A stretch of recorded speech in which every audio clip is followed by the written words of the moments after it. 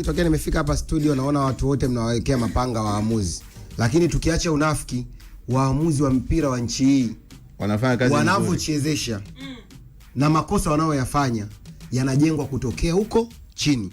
Kama muamuzi umemwamini, umempa mechi yasimamie, sioni kama kuna haja tena ya wewe kuja public kuanza kumtishia muamuzi kwa haina yoyote. Kwa hiyo nadhani pressure ya hawa waamuzi kukosea inaanza kutokea kwenye mamlaka, kuanzia kozi wanazopewa za uamuzi, kuanzia kuziendea hizi mechi.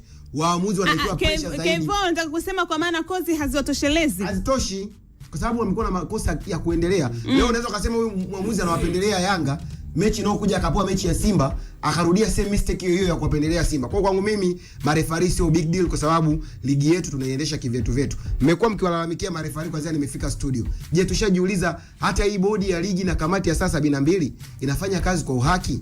Yaani hauwezi kaniambia tukio alilofanya Abdi Banda adhabu zake zifanane na tukio ambalo amelifanya Selemani Mwalimu. Wakati hapo kwenye hiyo kamati imeshindwa kuliona tukio la mchezaji wa Namungo Lucas Kikoti alilolifanya kwa mchezaji wa Singida Black Stars.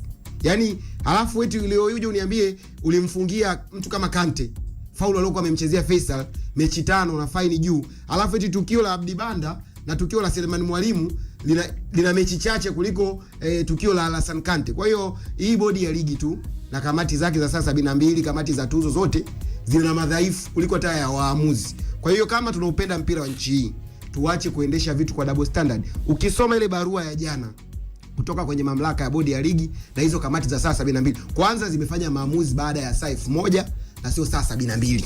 Hiyo saa 72 simeita nyinyi.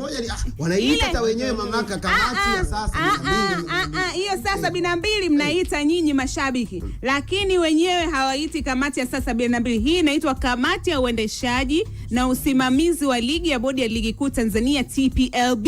Haya, kwa nini inafanya sasa maamuzi kwa kutumia double standard? Kama unamfungia muamuzi wa mechi ya dabi kwa faulu tu aliyosema ni offside ya Prince Dube, alafu unamwacha muamuzi kama Glory Tesha kwenye mechi ya JKT ambao maamuzi hayo, hilo ni moja ambalo umeliona kwa muamuzi namba 2 kwenye mchezo wa Simba na Yanga, amefanya zaidi ya mara 5 kwenye mchezo mmoja, kipindi kimoja cha kwanza Glory Tesha haujamfungia. Kama umemfungia Kasim Mpanga tukio ambalo lilikuwa ni goli halali kwa klabu ya Simba na akalinyonga, unamwacha vipi Elisasi ambaye aliwapa Simba goli la bure kwenye mchezo wa FA dhidi ya Greenland? Hii kamati kama inafanya kazi kwa usawa, watu waadhibiwe kwa usawa na sio kuchagua baadhi ya mechi. Hakuna mchezaji amefanywa faulu mbaya kama mchezaji wa Singida na mchezaji wa Namungo Lucas Kikoti, lakini ukisoma ile taarifa, hiyo mechi ni kama wao hawakuiangalia. Kwa hiyo ni kamati ambayo inafanya kazi kwa kuangalia baadhi ya mechi ambazo wanazitaka. Yanga wakikosea utaona faini milioni 10. Timu nyingine ikikosea utaona faini milioni 5.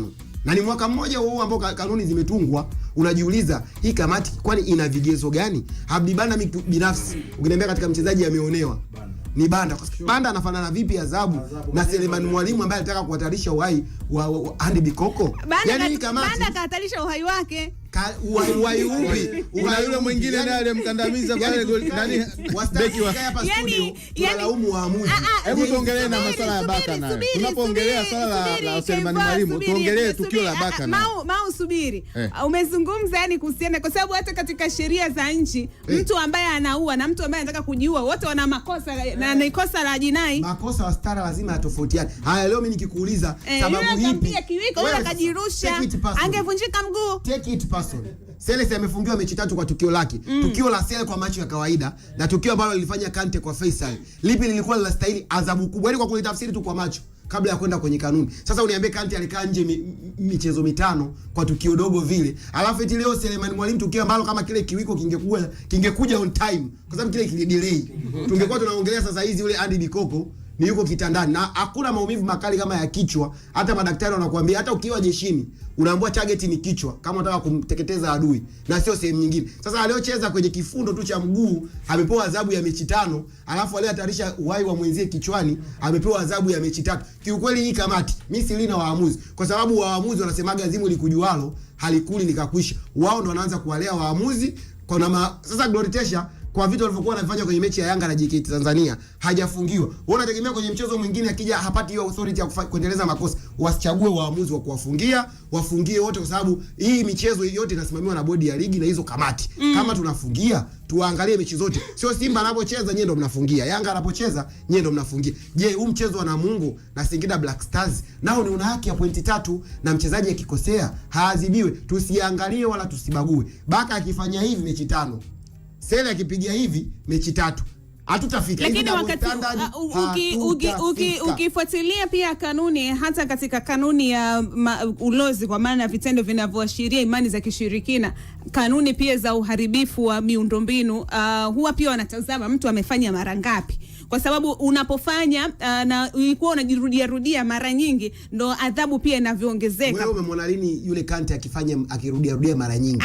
Sio mbona usitake kufifisha tukio la Sele mechi 3. Yaani lazima tuwe wa kweli. Sio kufifisha tukio la Sele nini mechi 3. Duchu ametozwa faini ya shilingi 500,000. Wastara. 500,000 milioni moja. Lakini kuna matukio mengine yanatozwa hadi milioni 2 hadi milioni 3, kwa sababu akiona watu wanafanyaje wanajirudia. Mwanzoni kupita mlango sio rasmi, sijui kuharibu mageti, faini zilikuwa hazijafika milioni 5. Yanga kashatumia mara ngapi sasa hivi? Kuna kitu, kwa mfano ukienda mahakamani, kuna kitu kinaitwa murder case na manslaughter case. Wewe ukija mahakamani, tukikubaini wewe una hatia, hatuangalii historia yako ya nyuma ya wewe ulikuwa una hatia ngapi. Tunakuhukumu kulingana na sheria zinavyosema. Kama ni mechi 5, twende mechi 5. Kama ni mechi 3, kama ndio hivyo, twende mechi 3. Kama ndio hivyo, kama hicho ndio anachokiongelea. Kama hicho ndio anachokiongelea. Unawezaje kutaka ku double standard kwenye eneo la Kante? Unaongelea swala la Abdibanda, lakini unajaribu kufufihisha kwenye jambo ambalo alilofanya Baka mechi 2-3 nyuma ilikuwa. Mbona hili uliongelea? Mbona la Baka uliongelea? Ndio maana mfano wangu. Na tena Baka alimkandamiza mtu akiwa chini. Umeona akafanya tukio ambalo liko wazi, kila mtu anaona. Huyu anavyoongea ndio sasa ndio inaonyesha taswira kabisa hizi kamati kuna watu wa namna hii. Kwa sababu ukitolea mfano nyoosha, ngoja. Baka ni mchezaji wa timu gani? Wewe uko kishabiki wa Yanga, si ndio? Kante mchezaji wa timu gani? Wa Simba.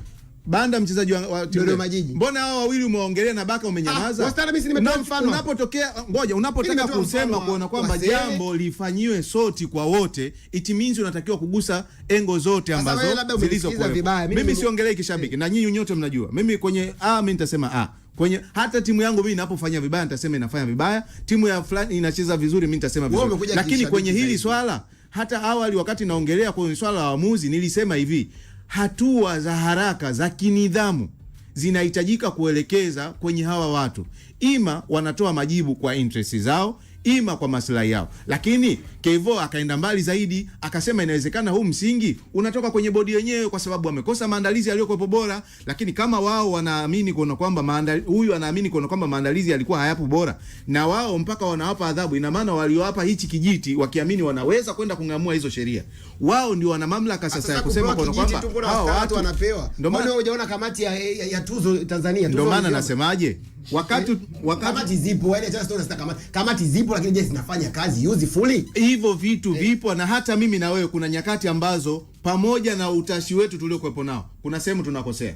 Of course, umeshaelewa? Yani pamoja mimi na wewe na utashi wetu kuna sehemu tunakosea. Wao inawezekana kuna sehemu ambao wanakosea katika kuandaa au waamuzi. Lakini waamuzi wanapokamilisha wajibu wao, kuna kitu ambacho wewe kama kiongozi unaona kile hakiko sawa, sicho ambacho nilichomwelekeza huyu mtu. Labda kwa kuconclude tu, haipo fair wala sioni kama ni haki kumfungia muamuzi kwa sababu eti ya tukio moja la Prince Dube kuwa offside, unamfungia muamuzi miezi 6. Yani was total wrong. Hata EPL pale. Na ndio maana kuna VAR na kadi ya kasaba. Yani tukio moja la offside.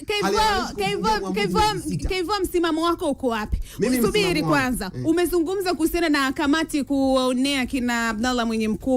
Umesema kwa maana hawakufanya vizuri kuwafungia kina Hamdan ambao wamekataa, wamesema shambulizi la Prince ni offside. Kwa nini ulitaka Glory Tesha afungiwe? Kwa sababu tu ya kushindwa kuamua vizuri mechi ya Yanga dhidi ya JKT Tanzania. Ungenisikiliza vizuri ungenielewa. Nimesema kama hii bodi inafanya kazi na hizo kamati zake, iache double standard. Kuna mechi nyingine ni za wazi, matukio. Wewe hujaliona tukio la Lucas Kikoti? Unaona tukio la Glory Tesha zaidi ya mara 2 mara 3 ni matukio ambayo hata sisi tuna imani wao wameyaona. Lakini sasa kwenye maamuzi mbona hatuwaoni wakiadhibiwa, afu tunaona wanaadhibiwa. Kwa mfano yule aliyemnyonga Dube kwenye onside akasema ni offside. Mimi sijamuona kwenye tukio jingine kwenye mechi tokea mwaka huu umeanza. Sasa leo hii unamfungia mtu aliyokosea mara moja, ndio maana hata VAR imekuja, video assistance referee. Alafu unamwacha mtu ambaye unaona kabisa ya kwanza, ya pili, ya tatu. Mimi na imani ya Wastara uwezo kukosea mara ya kwanza, mara ya pili, mara ya tatu. Otherwise una maelekezo. Kwa nini hao maelekezo wasifungiwe, wafungiwe ambao wamekosea mara moja? My opinion, body kamati zake iache kufanya vitu kwa double standard. Akikosea wa Yanga kama ni mechi 10, weka nje mechi 10. Akikosea wa Simba kama ni mechi 7, mechi 10, weka nje. Hakuna kuangalia huyu ni wa Simba, huyu ni wa Yanga, huyu ni muamuzi ambaye ana urafiki na kiongozi kwenye kamati. Tufanye kazi kwa kuacha hizi double standard. Mpira wetu utakuwa, hata waamuzi wakiona tunafanya mambo fresh bila double standard, hata wao watapunguza makosa.